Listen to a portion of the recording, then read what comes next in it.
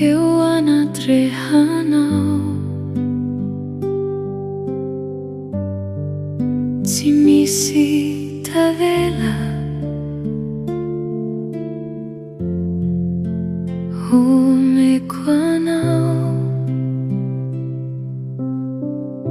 na tsy takatry ny afaza,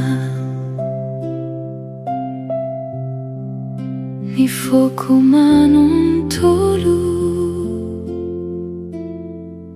fitiavana lalina ho anao irery. Omeko daholo eo an-tongotrao, ny fiainantsika